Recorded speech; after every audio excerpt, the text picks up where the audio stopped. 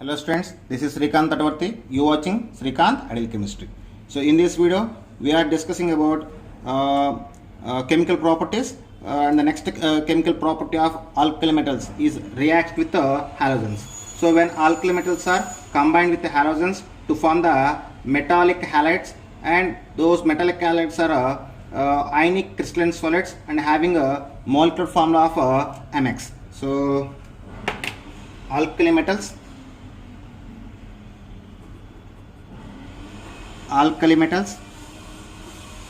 reacts with the halogens to form metal halides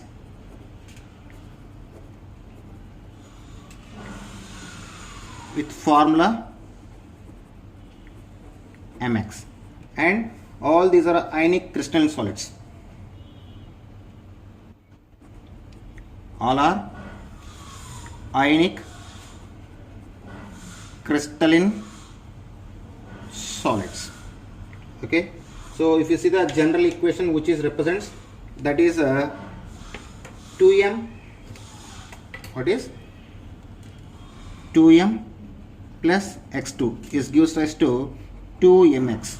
You know very well, here m means lithium, sodium, potassium, rubidium and cesium. So this is the indication of reaction of halogens with alkali metals. Okay, and the reactivity of alkali metals with halogens in the order of the reactivity of alkali metals with halogens increase down the group. The reactivity of halogens with alkali metals decrease down the group. So if you see the order will be present like F2, Cl2, Br2 and I2. At the same time, the reactivity of alkali metals towards the halogen. What is the reactivity of alkali metals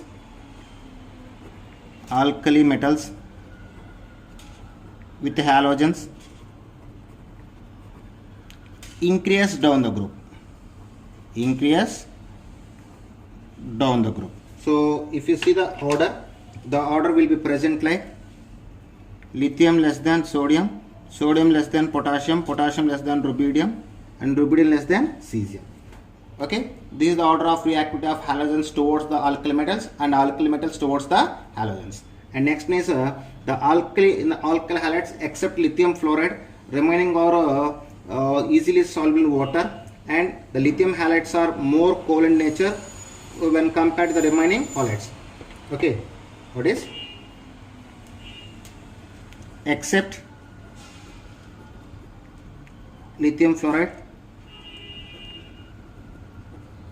remaining easily soluble in water, and the lithium halides are more cold in nature, and lithium halides are more cold in nature.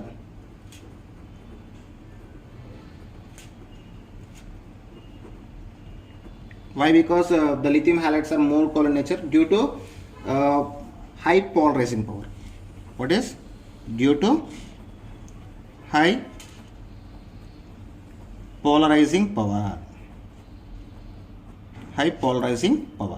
So, and in the lithium halides, the lithium iodide having maximum covalent nature. I mean, if you see the covalent nature in lithium halides, it can be increased down the group. I mean, if we take the order of covalent nature of lithium halides, so lithium fluoride is less than, lithium chloride is less than, lithium bromide is less than lithium iodide. So in halides of lithium, lithium iodide is a maximum covalency. It has the maximum covalent nature. Lithium iodide, maximum covalent nature. So the lithium iodide having the maximum covalent nature. Okay, next reaction with nitrogen. So next chemical property is a reaction with the nitrogen.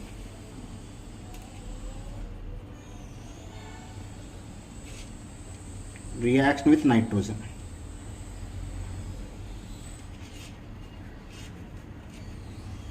So reaction with nitrogen. So when the lithium react with nitrogen and form the nitrate, but remaining metals react with the nitrogen,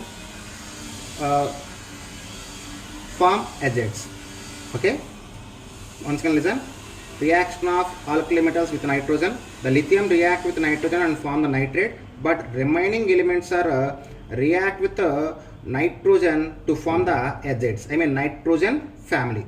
Okay, so lithium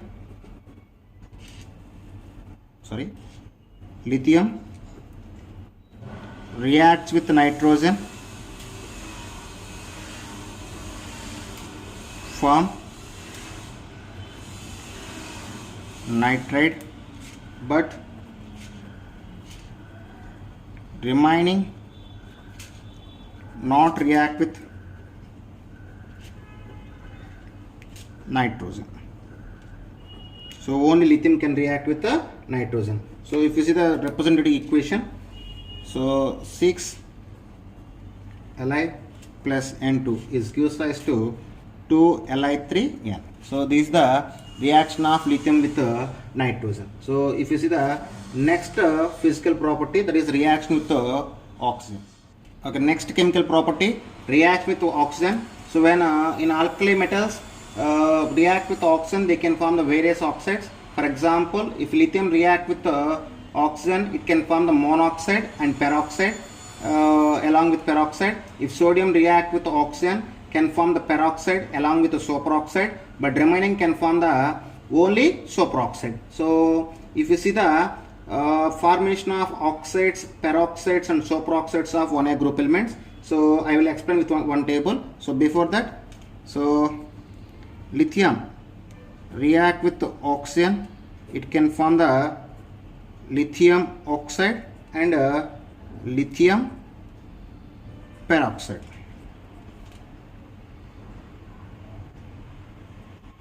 So when lithium react with oxygen, it can form the lithium oxide and lithium peroxide.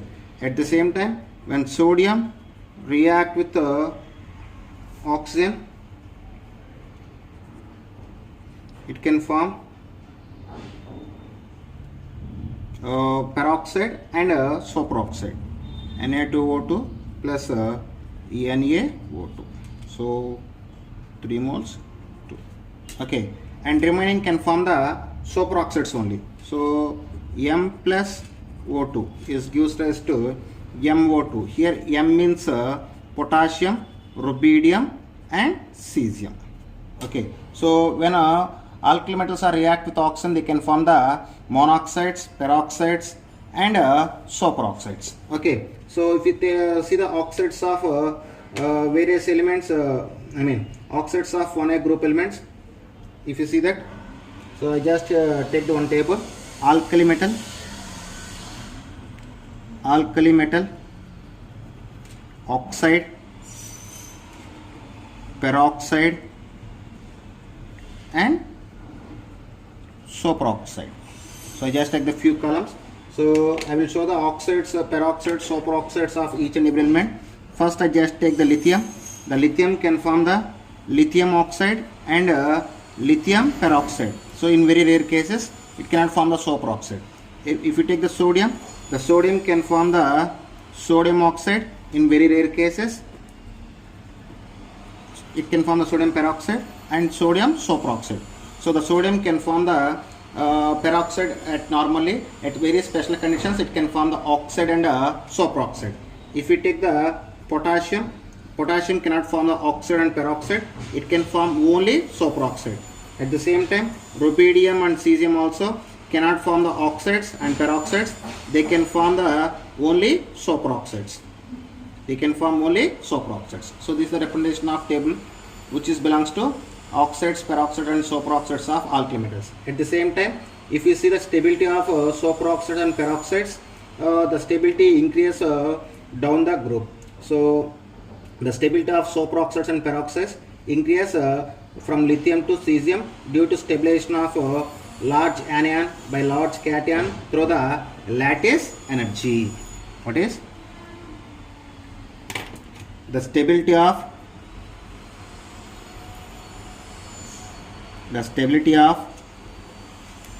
superoxides and peroxides increases from lithium to cesium due to stabilization of large anion by large cations through lattice energy. So if you see the this is about the reaction with oxygen. And next chemical property, that is reaction with sulfur and phosphorus. Next property is reaction with sulfur and phosphorus. Reaction with sulfur and phosphorus.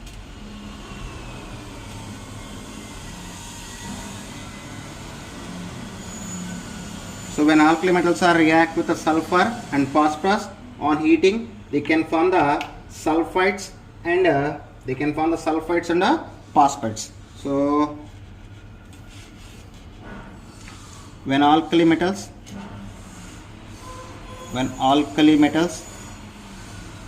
reacts with the sulfur and phosphorus,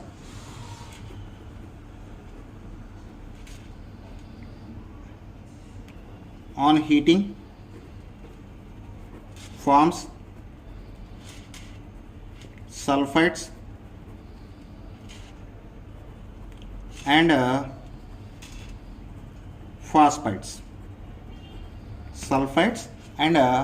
phosphates, respectively. So I will show the reaction with the sodium metal. So when sodium react with the sulfur, heated with the sulfur, it can form sodium sulfide. At the same time, when sodium react with the phosphorus on heating, it can form sodium phosphide. So this is sodium sulfide and this is sodium phosphide. So you can represent the same equation with the remaining, that is a reaction with the mercury. So when alkali metals are react with mercury, they can form the amalgams. And the reaction of alkali metals with mercury is hypoexothermic in nature. So forms amalgams. So if you see the reaction, when sodium, so just take the sodium metal, when sodium metal react with mercury, it can form the sodium amalgam.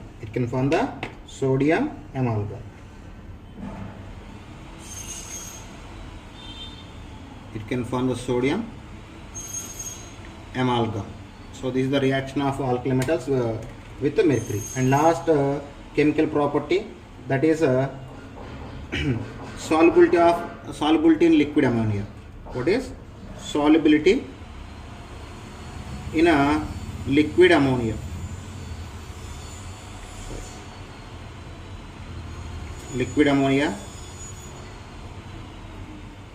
So alkali metals are dissolved in liquid ammonia, giving deep blue solution. This solution contains ammoniated cation and ammoniated electrons. So when alkali metals are dissolved in water, dissolved in liquid ammonia, when alkali metals dissolve in a liquid ammonia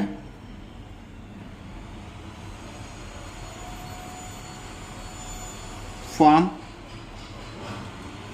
ammoniated cations and ammoniated electrons. Ammoniated cations and ammoniated electrons. So if you see the reaction which can represents the reaction, I mean the mechanism can be possible for this reaction is first, when metal dissolved in the water, it can release the electron and it can be exist in the in a cationic position, and these cation react with X moles of ammonia. It can form the complex like, and the electron react with Y moles of ammonia. It also can form the complex like so this is can be exist. So if you see the net reaction which can be represented by M plus X plus Y moles of ammonia. So when alkali metals are react with the X plus Y moles of ammonia, they can existing as two ionic forms, that is MnH3 10 X moles and EnH3.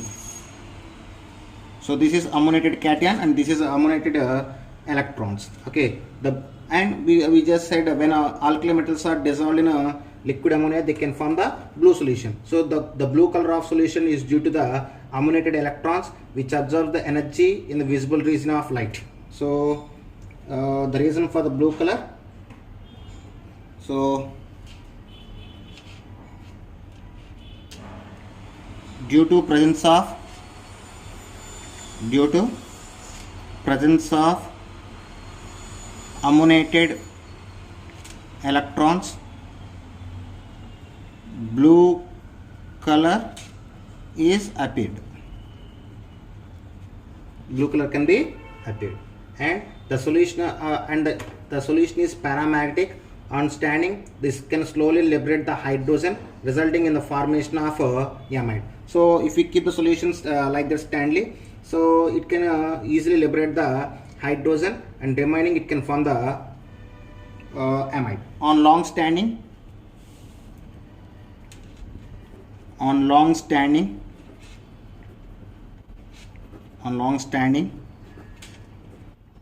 liberates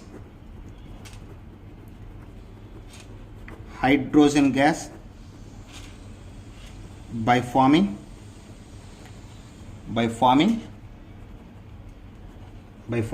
amide. So if you see the represented equation, M plus E minus plus NH3 is gives rise to M NH2 plus half H2. Okay, at the same time, in the concentrated solution, the blue color changed to bronze color on warming become diamagnetic. Suppose on the concentrated, if in the dilute solution, it can show the paramagnetic nature and it can show the blue color. So paramagnetic nature, the solution is paramagnetic. So in dilute solution, the solution is paramagnetic and shows the blue color. Suppose if you take the if you dissolve the alkali metals in the concentrated solution, the blue color can be changed into bronze color on warming due to diamagnetic. So this is about the reaction reaction of alkali metals with liquid ammonia. So this is about chemical properties. Okay students, if you like my concept, please subscribe to my channel. Please like and share my videos. Thank you.